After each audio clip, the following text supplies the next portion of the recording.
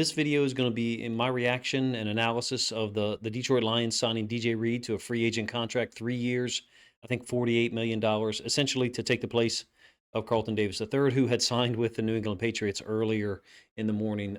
It's a splash signing, I guess. It kind of surprised me, not from a position standpoint. I'm glad to see Brad Holmes in the front office address the outside corner position in free agency. I think they still should do so during the draft.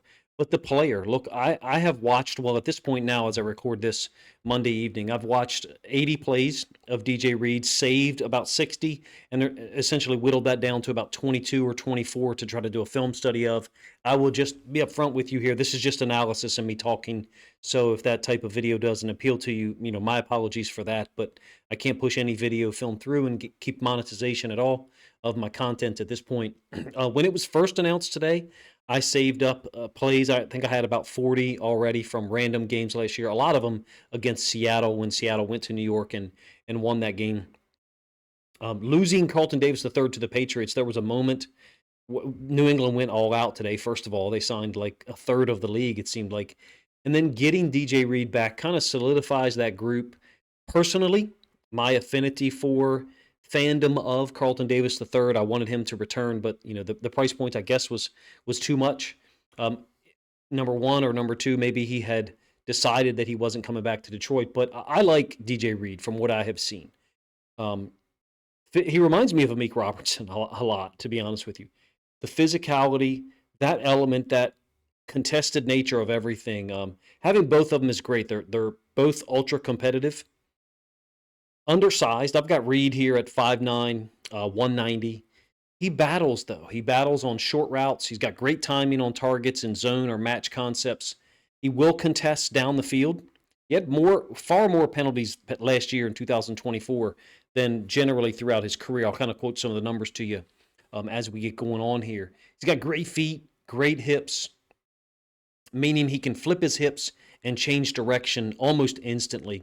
I like his work on deep or vertical concepts. When I have seen him beat, it's been on what a lot of people refer to as double moves, whereby there's just too much time for the quarterback to throw the football, and Reed is kind of starting to break or beginning to throttle down to deal with the initial threat, the initial route threatened, and then the double move, if you will, catches him deep. Tank Dell got him on one of them, and I forget who the other guy was. But on that note, like I said, there won't be film here. At this point, I'm cut off from using film and maintaining monetization. So the goal here is a short reaction video and then provide an evaluation of the actual film in a separate video later Monday night. So I feel like I've got to do it that way. If you think it's cheesy, feel free to let me know in the comment section. But, I'm not going to hand the NFL all the revenue after my hard work. Fuck them. So it's frustrating, as you can tell. But in any case, I think this is a very smart, accelerated corner on the outside. Probably a little bit less combative than Amik. Maybe, I guess you could say, not as antagonistic as Amik Robertson can be in man coverage and just fighting for every little bit of space, but they're cut from the same mold. I think that Reed is probably faster just in straight line speed, and maybe he's got a little bit quicker burst and acceleration. If it was basketball, you'd say his first step is a little bit better than Amik's. I have no idea what their 40 times were, when they were entering the NFL in the combine, nor what they would be now. But is a smooth corner, matches deep routes well. I think he's very smart in zone as well. That's an underrated aspect of his game for me based on the small amount of film that I've watched. I am very interested in what people think about the Jets letting Reed go and then signing Brandon Stephens from the Ravens. He did not have a great year for the Ravens in 2024. I don't think that the New York Jets upgraded there opposite Ahmad Gardner, just based on my understanding of DJ Reed from what I have seen generally today, comparing that to what I know about Brandon Stephens. Now, maybe it's kind of like familiarity breeds contempt with Stephens. We, as Ravens fans, are pretty glad to see him go. Hopefully he flourishes in Aaron Glenn's system, but I think that there's going to be real issues there if Glenn is going to leave him in cover zero situations a lot with no help. But in any case, DJ Reed, 6 career interceptions, a lot of passes defensed in the last 4 years. I think you can see the stats here, an average of about 10 in the last 4 seasons. I like the signing. If you can't tell, things are really, really moving fast today from a free agency standpoint. Sam Darnold to the Seahawks, Justin Fields to the Jets. Like I said, about a third of the league signed with Mike Vrabel and the Patriots. I like the burst, the explosion for DJ Reed, getting from first to almost fourth gear. And I think the potential usage as a blitzer is there. Um, he had one sack last year, and when you see it, you're like, whoa, how come you didn't get a little bit more of that? Maybe it's an interesting usage, I guess, for a smaller guy, 5'9", 190, who's an outside corner. Definitely smaller than CD3 in terms of his frame. We have to compare those two at this point because of the replacement. Terrion Arnold is the carryover. Amik Robertson, nickel slash outside corner, or moved to outside corner once CD3 was out for the year. Let's do this first, I guess. Let's look at the group that would be there. The numbers, hopefully I have those correct. Terrion Arnold and DJ Reed outside corners. I just applied number 4, his Jets number. Perhaps that won't fly here in Detroit. 21, Robertson, the nickel, and then Branch and Joseph. I like this group. I think it's by the way, this is just a little playmaker software that's a part of my Patreon. If anyone's interested, you get to utilize the playmaker software yourself, create plays, diagrams, such like this. So if you create content and you watch this long and you want access to something like that, join my Patreon and I can hook you up and help you get it. It's quite easy to use. I produced this in about 2 minutes. I like this group. Amik and Branch is the versatile guys that move around a little more. Reed is an outside corner, generally on the right in 2022, Ahmad Gardner's rookie year. But then they started to move him around, and essentially Ahmad Gardner became the boundary side corner, and DJ Reed was the field side corner. So you're talking about a very good cover corner who's been at the point of attack a lot. I have no idea what his targets to completion percentage is. I don't track necessarily those advanced stats. I do recognize that they are legitimate. They're just not the types of things that I do on this channel. I think you've got an athletic group here from a nickel standpoint versus 11 personnel. Shepard has a nice foundation to use in passing situations. Is it better than the 2024 group? I mean, it's really the same group, right? You're just swapping out CD3 for Reed. I don't look. You're not going to find me saying anything bad about CD3. It's just not going to happen. He's a warrior.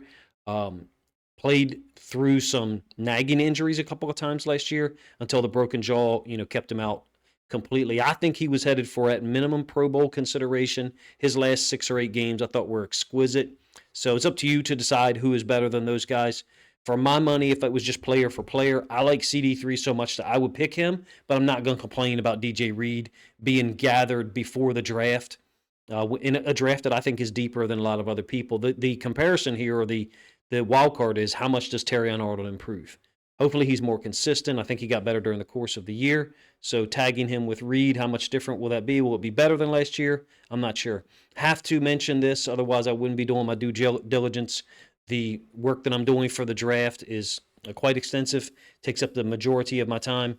You'll see some of the player descriptions that I have here, and and folders that kind of fly through that have player film for someone to watch. If you're in my Patreon, which is $4.99 a month for Lions fans, you're able to have access to that anytime you want and watch film on your own, which we really share in the Discord on a daily basis anyway. But you can see the players that are in blue is a hyperlink to a folder, a shared folder, a shared drive, where you can access the plays and kind of check out my evaluations and then see if they line up. And we usually discuss that in the Discord. So back to Reed and then Brad Holmes.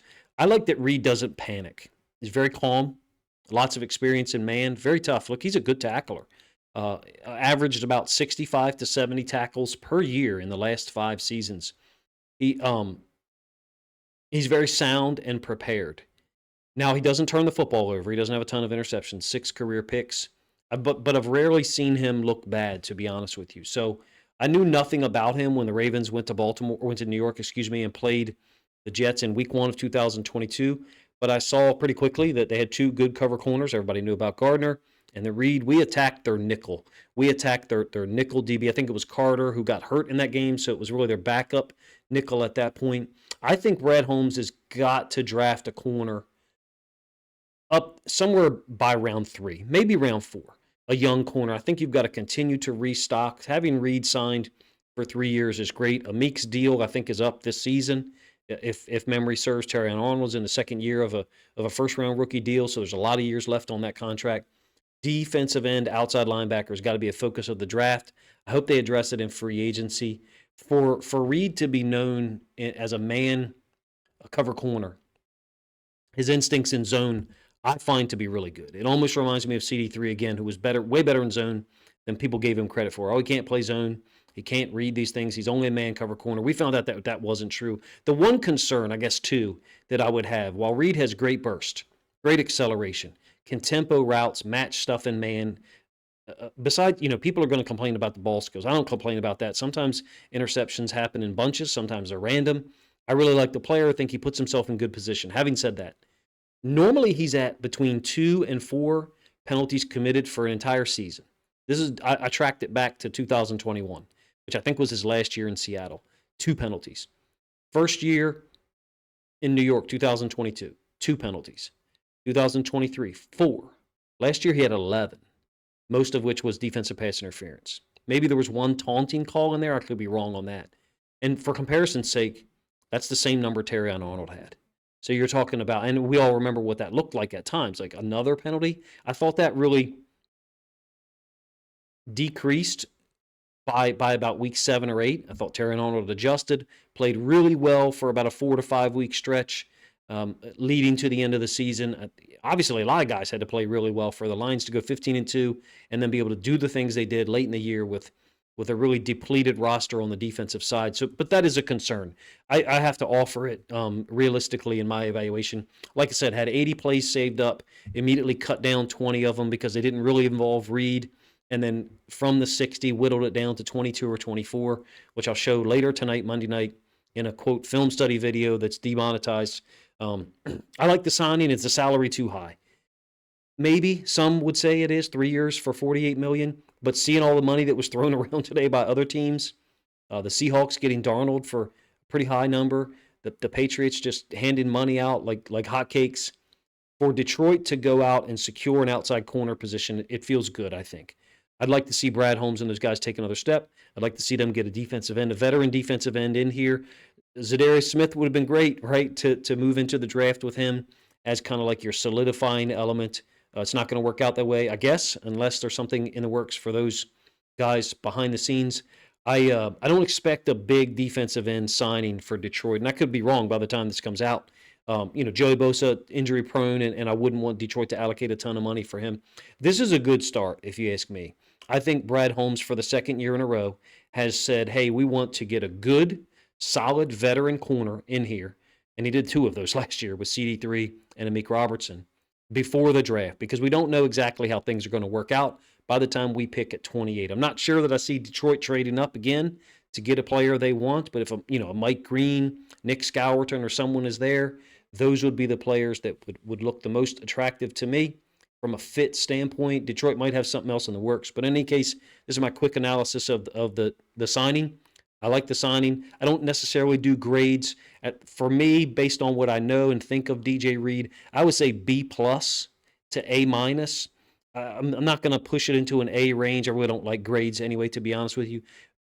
Just from the standpoint of how many penalties he got last year. So there's got to be more film out there of him getting flagged than what I was able to gather today, which didn't really include any of those except one. Appreciate you guys' time, man. If you enjoyed this style of video, please let me know in the comment section, because it is frustrating and disheartening to produce videos and content that don't include the film. I'm not exactly sure how to navigate it. I never anticipated something like this, but at this point I've been pretty much shut off from putting anything out there that's film oriented and keeping or maintaining monetization, which I would like to be compensated for my time, even the small amount that YouTube provides. I recognize that it maybe is a less attractive content structure, and so feel free to give me some feedback on that in the comment section.